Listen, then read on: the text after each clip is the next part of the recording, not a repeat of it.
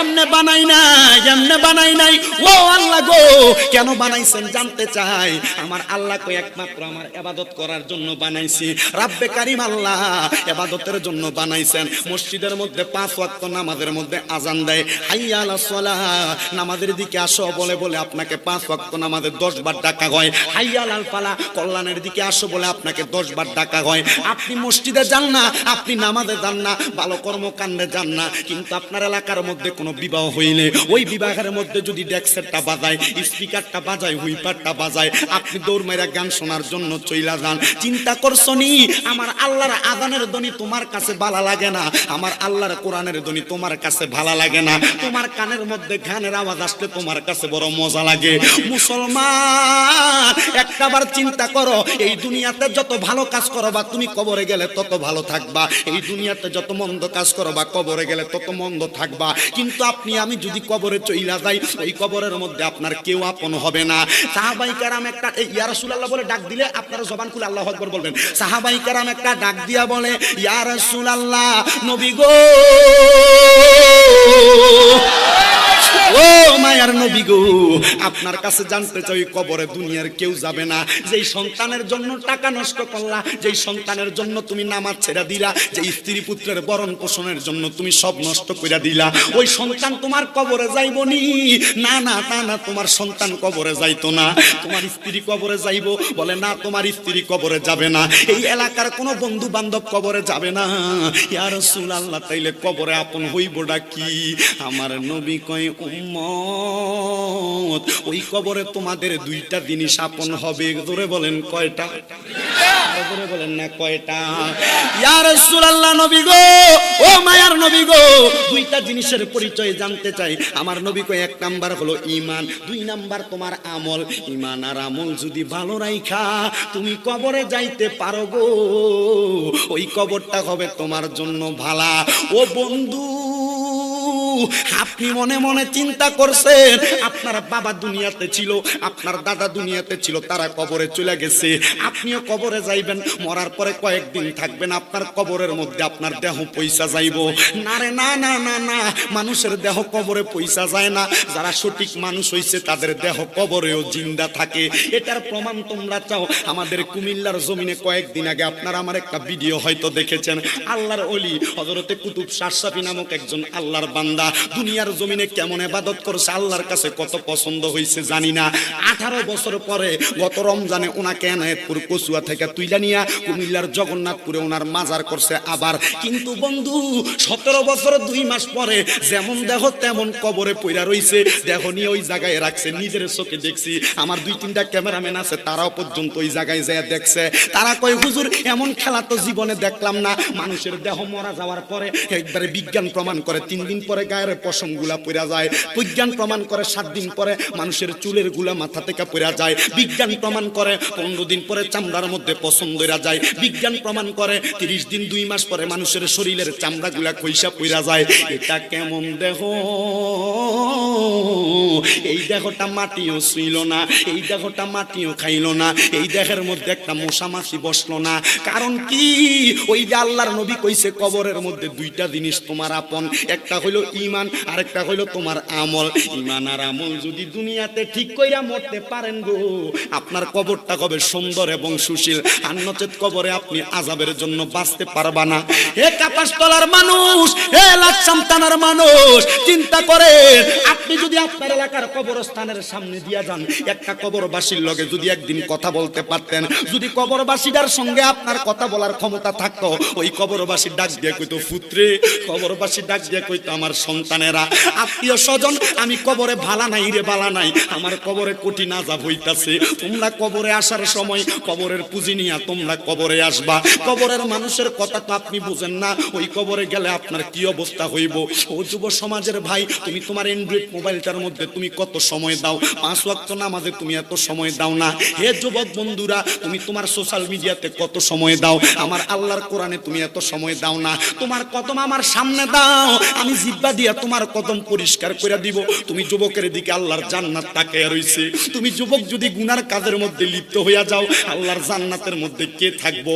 ও যুবক, ও যুব সমাজের বন্ধুরা, ও মুরব্বীরা, ও পর্দার অন্তরালের মা বোনেরা, আল্লাহর নবী কয় আল হাসান ওয়াল হুসাইনু সাইয়্যিদা শাবাবিয়া হালিল জান্নাহ। ইমাম হাসান হুসাইন হলো জান্নাতের যুবকদের সরদার। হাসান হুসাইন কয় আমার নানার একটা উম্মত বাকি থাকতে আমি হাসান হুসাইন দুই ভাই জান্নাতে যাইতাম না। তোমার জন্য কি ওই হাসান হুসাইন এমন ওয়াদা করছে? তোমরা যুবক দি মসজিদে আযান দেয় মসজিদে যাও না, মসজিদের ইমাম একা একা নামাজ পড়ে, তোমরা যুবক দি রোজার সময় রোজাগুলা রাখো না। তোমরা কি একটাবার চিন্তা করছো তোমার সময়টা এমনি এমনি চলে যাচ্ছে, গুনায় গুনায় চলে যাচ্ছে? যদি তুমি ইন্তেকাল করো তোমার অবস্থা বড় খারাপ হবে।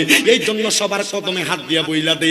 আল্লাহর নবী যে বলছে ইমান আর আমলটা ঠিক করে কবরে যাইতে, নবী গো ইমানের বিষয়টা আগে আমাদেরকে বইলা দেন। আমার নবী এক নাম্বার বলতেছে ইমানের বিষয় হইল, এক নাম্বার হলো আমানতু বিল্লাহ, আল্লাহর প্রতি ইমান রাখবা। কোনোদিন আল্লাহর সঙ্গে কাউকে শিরিক করবা না, আল্লাহর উপর তোমার বিশ্বাসটা রাখবা ভালোভাবে। আপনারা জবান খুলে বলেন আমাদের সৃষ্টিকর্তা যিনি তিনি কে? আল্লাহ কয়জন? আরো ধরে বলেন কয়জন? আমরা আল্লাহর উপরে কারোর কোনোদিন মর্যাদা দেই নাকি? না না না, আমরা আল্লাহর উপরে কোনোদিন কাউকে মর্যাদা দেই না। এবার আমার নবী কোরআনের আয়াত এবং রাসূলের হাদিস থেকে নবী বলে দিচ্ছেন আমানতু বিল্লাহি, এবং তোমরা আল্লাহর প্রতি ঈমান আনার পরে ওয়া মালাইকাতিহি, তোমরা ফেরেশতাদের প্রতি ঈমান আনবা, ওয়া কুতুবিহি, কিতাবের প্রতি ঈমান আনবা, ওয়া রাসূলিহি, আল্লাহর রাসূলদের প্রতি ঈমান আনবা। এই ঈমানটা আনতে পারলে ওয়াল ইয়াউমিল আখির, এবং তোমরা আখিরাতের প্রতি বিশ্বাস করবা। নবী গো নবী গো নবী গো, বুঝতে পারলাম এই ঈমানটা আমরা তাজা রাখলাম, বিশ্বাস করলাম। নবী গো তাইলে আমলের কথাটা আপনি কেন বললেন? আমার নবী কয় এই দুনিয়ার জমিনে একটা মানুষ শরীর আছে, সব আছে, যেমন মানুষটা দামি, যদি মানুষটার চক্ষু না থাকে মানুষের এই দেহটার কোনো দাম নাই, সে দেখতে পায় না। ঠিক তেমন ভাবে ঈমান মানুষের আছে, যদি আমল না থাকে এই মানুষটা চক্ষু ছাড়া দেহওয়ালা মানুষের মতো। নবী গো ইয়া রাসূলুল্লাহ, নবী গো আপনার কাছে জানতে চাই, আপনি নবী বলতেছেন তাহলে ঈমানের পরে আমলটারে গুরুত্ব দেওয়ার জন্য। ও নবী গো আপনার কাছে জানতে চাই আমলের কথা, আপনি আমাদেরকে বইলা দেন। আমার নবী এক নাম্বার আমলের কথা বলতেছেন ক্বাদ আফলাহাল মুমিনুনাল্লাযীনা হুম ফি সালাতিহিম খাশিউন। আল্লাহর কোরআন বলে অবশ্যই সফল কাম হয়েছে তারা, নামাজের প্রতি মনোযোগী হয়েছে যারা। ইয়া রাসূলুল্লাহ দুই নাম্বার আমলের কথা আমাকে বলে দেন। আমার নবী বলতেছেন ওয়া তাকরাউল কোরআন, তোমরা বেশি বেশি আল্লাহর কোরআন তেলাওয়াত করবা। ইয়া রাসূলুল্লাহ, ইয়া হাবিবাল্লাহ, নবী আপনার কাছে জানতে চাই আল্লাহর কোরআনটা তেলাওয়াত করলে লাভ কি হবে? এবার আমার নবী শিখিয়ে দেয় আল্লাহর কোরআন তেলাওয়াত করলে একটা মানুষের দুনিয়াতে লাভ হবে 5টা, কবরে লাভ হবে 5টা। নবী গো নবী গো নবী গো আপনার কাছে জানতে চাই কোরআন তেলাওয়াত করলে দুনিয়াতে লাভ 5টা, কবরে গেলে লাভ হইব 5টা। এই 5 5 10টা কথা বলবো, আপনারা মনোযোগের সাথে ধৈর্য নিয়ে বসতে রাজি আছেন তো ইনশাআল্লাহ? সাহাবীরা বলে ইয়া রাসূলুল্লাহ, ইয়া হাবিবাল্লাহ, নবী গো, ও মায়ার নবী গো, কবরে দুনিয়ার জমিনে নামাজ আদায় করলে দুনিয়ার 5টা লাভের কথা জানতে চাই। আমার নবী বলে কোরআন তেলাওয়াত করলে এক নাম্বার যেই বেশি বেশি কোরআন পড়বে আমার আল্লাহ তার হায়াত বৃদ্ধি করে দিবে। 2 নাম্বার যে বেশি বেশি কোরআন তেলাওয়াত করবে আল্লাহর সরাসরি রহমত তার প্রতি নাজিল হবে। 3 নাম্বার যে কোরআন তেলাওয়াত করবে আমার আল্লাহ তার অভাব অনটন দূর করে তাকে রিজিক দান করবে। 4 নাম্বার যে কোরআন তেলাওয়াত করবে আমার আল্লাহ পাক রব্বুল আলামিন তাকে বিপদ আপদ থেকে মুক্ত করবে। আর 4 নাম্বারের পরে 5 নাম্বার যে বেশি বেশি কোরআন তেলাওয়াত করবে গো আমার আল্লাহ পাক ওই বান্দা যখন মারা যাবে তার মরণটা দিব ঈমানি মরণ। জোরে বলবেন না সুবহানাল্লাহ? ও বন্ধু, ঈমানি মরণ কোনটা? এই আলোচনার ধারাবাহিকতা আমি আমার আলোচনার শেষের দিকে আপনাদেরকে একটু বুঝিয়ে দিব। ঈমানি মরণের কথার পরে আবার আমার নবী বলেছেন ওই মানুষটা মরার পরে আরো 5টা পুরস্কার পাবে যে বেশি কোরআন তেলাওয়াত করবে। ও বন্ধু, ও নবীর পাগলের দল, ইন্তেকাল করার পরে 1 নাম্বার পুরস্কার, আপনারা যখন মানুষকে বিসমিল্লাহি ওয়া আলা মিল্লাতে রাসূলিল্লাহ বলে কবরে শোয়া দেন, আমি জানতে চাই ওই কবরে কোনো বিছানা দেননি? লেপ দেননি, তোষক দেননি, কোনো আলো দেননি, বাতাস দেননি, কোনো কিছু কবরের মধ্যে দেন না। আমার নবী কই উম্মত, ও আমি নবীর উম্মতের দলেরা, এই যে কোরআন তেলাওয়াত করেওয়ালা ব্যক্তি যদি মারা যায়, মারা যাওয়ার পরে গো আমার আল্লাহ রহমতের 3 জন ফেরেশতা দিয়া ওই কবরের মধ্যে জান্নাতি বিছানার ব্যবস্থা করে দেয়। ও নবী গো, কবরে গেলে 2 নাম্বার পুরস্কারটার কথা জানতে চাই। আমার নবী বলে কোরআন তেলাওয়াতকারীটা যখন কবরে যাইব, ওই কবরে আলো নাই, বাতাস নাই, ওই কবরটা ঘোর অন্ধকার। আল্লাহর ওই বান্দা যদি বেশি বেশি আল্লাহর কোরআন তেলাওয়াত করে গো, আমার আল্লাহ কোরআনের নূর দ্বারা তার কপালটারে আলোকিত করে দিব। হঠাৎ করে দেখবো অন্ধকার কবরের মধ্যে আলোর কোনো অভাব নাই। বান্দা একটা ডাক দিয়া বলবে, আল্লাহ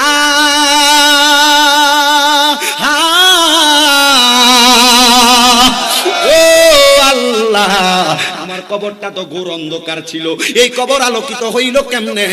আল্লাহ ডাক দিয়ে কইব, বান্দা দুনিয়াতে যে তুমি কোরআন তেলাওয়াত করছো, ওই কোরআনের নূরের বরকতে আমি আল্লাহ তোমার কবরটারে আলোকিত বানাইয়া দিছি। 3 নাম্বার পুরস্কার কি? কবরে গেলে আমার আল্লাহর নবী ডাক দিয়া কই, উম্মতে মুহাম্মদী, ওই কবরে যাওয়ার পর তোমার 3 নাম্বার পুরস্কার কোরআন তেলাওয়াত যে দুনিয়াতে বেশি বেশি করবে, দুনিয়ার জমিন থেকে কবরে যাওয়ার পর আমার আল্লাহ পাকের ওই বান্দার প্রশ্ন হবে 3টা। 1 নাম্বার মান রব্বুকা ওমান দিনুকা ওমান হাজার রাসূল। এই 3টা প্রশ্ন যখন তোমাকে করা হবে, তুমি তোমার প্রশ্নের জবাব দেওয়া লাগবে না।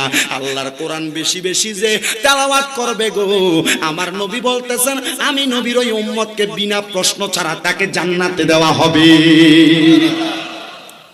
ইয়া রাসূলুল্লাহ, নবী গো, ও মায়ার নবী গো, জানতে চাই 4 নাম্বার পুরস্কারের কথা কবরে যাওয়ার পরে গো।